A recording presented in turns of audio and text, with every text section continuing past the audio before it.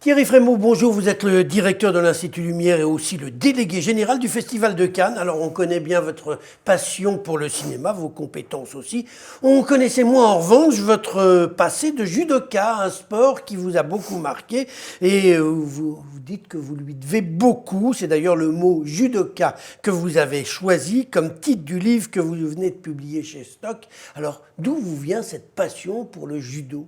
Vous êtes ceinture noire en plus? Oui, oui, je suis ceinture noire, j'étais professeur même. Ça me vient de l'enfance. Et comme souvent, non seulement ce qui vient de l'enfance est ancré en vous très profondément, mais quand, comme c'est mon cas, vous délaissez un peu certaines passions d'enfance parce que la vie vous entraîne ailleurs, un jour elles ressurgissent et là tout à coup vous vous apercevez que ça comptait. Alors, est-ce que ça vous a aidé dans votre métier d'avoir un passé de judoka? Est-ce que ça vous a permis d'éviter les gardes du corps des vedettes que vous fréquentez aujourd'hui pour avoir directement accès à elles? Non, sur le plan physique, non. C'est-à-dire que on a toujours de la sécurité. Mais sur le plan un judoka n'a pas besoin de montrer sa force puisqu'il est convaincu qu'il en a.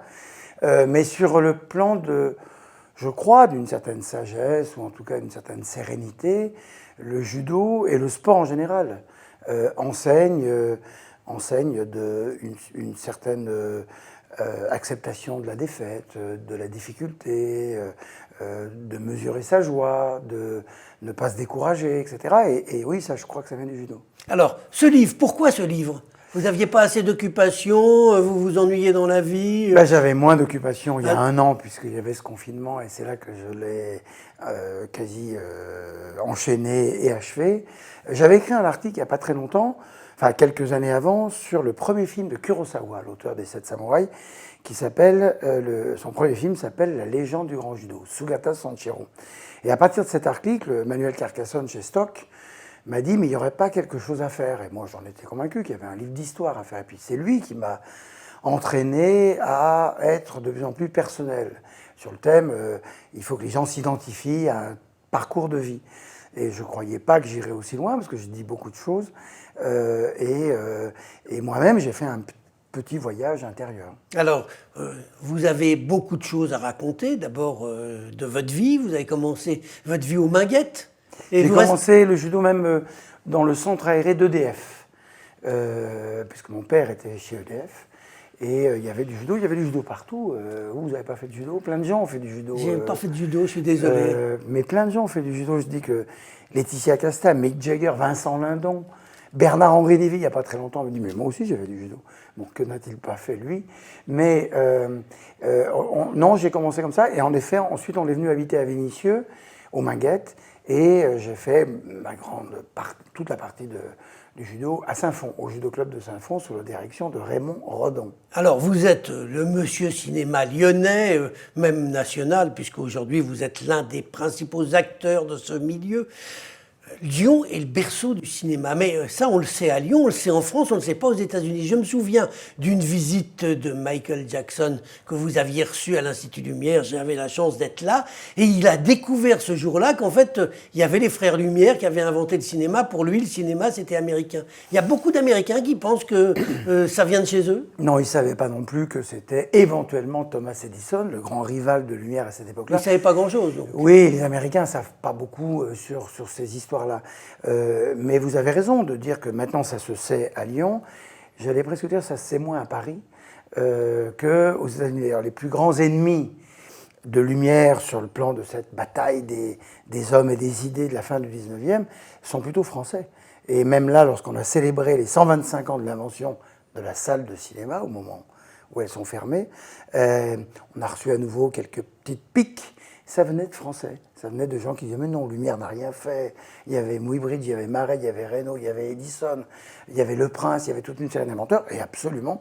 D'ailleurs, si vous venez à mon plaisir, ou comme c'est dans le jardin, on peut se promener, le musée est fermé, il y a une allée des inventeurs qui commence même à Léonard de Vinci. Parce qu'à un moment... La lanterne magique. Voilà, et aux lanternes magiques, à Robertson, à tous ces gens qui, depuis plusieurs siècles, tentaient d'animer les images. Lumière, d'abord il s'appelle Lumière, point, il fallait que ce soit lui, mais il a parachevé quelque chose en y apportant ce qu'il y avait de définitif. Dites-moi, Thierry Frémaux, le cinéma traverse une passe difficile. L'année dernière, le Festival de Cannes, on sait malheureusement que vous n'avez pas pu faire ce que vous vouliez. Cette année, vous l'avez reporté en juillet. Ça va pouvoir se tenir et dans des conditions normales? Alors je vais être très prudent dans ce que je vais dire parce qu'on va me prendre pour un doux rêveur, mais je vais être très net au moment où nous nous parlons. Oui, bien sûr. Oui, je pense qu'au mois de juillet, le festival va avoir lieu. Et s'il n'a pas lieu, c'est que, comme l'an dernier, la situation est suffisamment grave et à ce moment-là, qu'importe le sort d'un festival le plus grand du monde soit-il. Les retours que vous avez du monde du cinéma, que ce soit les vedettes, les producteurs, tous les professionnels, vous avez, j'imagine, des contacts avec eux. Ils veulent tous venir? Oui, oui, ils veulent tous venir, ils promettent tous de venir s'ils peuvent voyager. On sait que la situation a changé aux États-Unis. Que les 100 millions 100 jours, 100 millions de vaccinés sur 100 jours, ça va être beaucoup plus, parce qu'ils sont à 3 millions par jour, et ça change l'humeur du monde par rapport à Donald Trump qui ne croyait pas à la dangerosité du virus ou à la campagne de vaccination, etc. Là, les Américains disent qu'ils voyageront, les Européens voyageront, les Asiatiques voyageront. Vous savez que les vols avec le Japon sont rétablis déjà.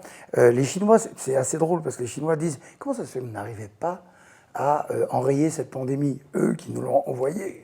Mais qu'ils ne reconnaissent pas vraiment. Hein. Oui, ce qu'ils ne reconnaissent pas. Mais eux, ils ont une telle police, au sens large du terme, citoyenne, qu'ils ne comprennent pas pourquoi nous, ça prend tant de temps. Dites-moi, Thierry Frémaux, est-ce qu'il va y avoir des films sur cette pandémie, sur ce monde qui a changé? Parce que le monde a changé avec cette maladie. Est-ce qu'il y a des films qui vont sortir? Oui, alors il y a des films dont déjà... Au Festival de Cannes, est-ce qu'il y aura quelque chose là-dessus? Je ne sais pas, peut-être qu'on en aura un peu marre. Si jamais c'est derrière nous, on va vite penser à autre chose. Mais on voit des films où des figurants sont masqués. Et on a vu déjà un film ou deux, vous savez, ces choses faites très rapidement, à 3 personnages pendant le confinement. Oui, ça a marqué nos vies. On se souviendra de ça et on se dira un jour, qu'est-ce qui nous est arrivé? Et le cinéma, la littérature, chez Stock, on me disait qu'ils reçoivent plein de manuscrits autour du thème du confinement. Thierry Frémaux, 2 choses. D'abord, quel regard vous portez sur la cérémonie des Césars qui s'est tenue il y a quelques jours et qui a, pour le moins, fait polémique? Ça sert le cinéma, cette cérémonie, à votre avis? Disons, je porte un regard, comme tout le monde, à la fois triste et sévère. C'est-à-dire que je pense que personne n'avait envie que ça se passe comme ça. On ne sait pas bien ce qui s'est passé, on n'entend pas beaucoup d'ailleurs d'explications. Triste parce que on allait en arriver là. Moi, j'étais déjà très sévère sur la cérémonie de l'an dernier et je ne trouvais pas qu'il fallait dire qu'il y allait y avoir les Césars du renouveau. Qu'est-ce que ça veut dire où une équipe chasse l'autre, etc. Là, simplement, il faut, en tout cas nous, Cannes, qu'on prenne toujours la responsabilité de dire que le cinéma, que l'art est nécessaire à nos vies, que ça exalte le beau, que ça exalte l'émotion, que ça exalte le dialogue entre les peuples, et pas peut-être pas seulement les Césars, mais ce qu'on entend trop dire de sectorialisation de la société. Vous êtes ça, donc vous n'êtes pas ça, etc. Le cinéma rassemble. Quand Lumière envoie des opérateurs à travers le monde, en Chine, en Afrique du Nord, un peu partout, au Mexique, il veut aller voir ce qui ne lui ressemble pas. Et je pense qu'on s'en est éloigné, qu'il faut y retourner. Avant de nous quitter, juste un petit mot. La Chambre régionale des comptes a fait un rapport il n'y a pas longtemps et ils vous ont critiqué sur certaines procédures. Est-ce que vous allez tirer des enseignements de ce qu'ils ont dit? Est-ce que vous allez changer un peu les choses? Alors, nous sommes le 19 mars, jour anniversaire de Lumière d'ailleurs, et je vais vous dire que hier, le 18 mars, la Chambre nationale des comptes a mis en exemple l'Institut Lumière pour la façon dont cette association est gérée, que la Chambre régionale des comptes critique, comme vous le dites, d'abord c'est son métier. Il y a 2-3 petites choses qui nous ont été remarquées et dont on va tenir compte. Mais on est très fiers surtout que le rapport de la Cour des comptes, le rapport national, remis au président de la République, ait mis en exemple l'Institut Lumière comme gestion, avec une chose qui d'ailleurs s'adresse aussi à la ville de Lyon, que nous sommes sous-financés par l'argent public. Avec Bertrand Tavernier, on a toujours voulu que la réussite vienne des spectateurs, des partenaires privés, du réel, et pas seulement de l'argent public qui doit être aussi parfois distribué ailleurs. De là à nous en donner moins qu'à d'autres, non.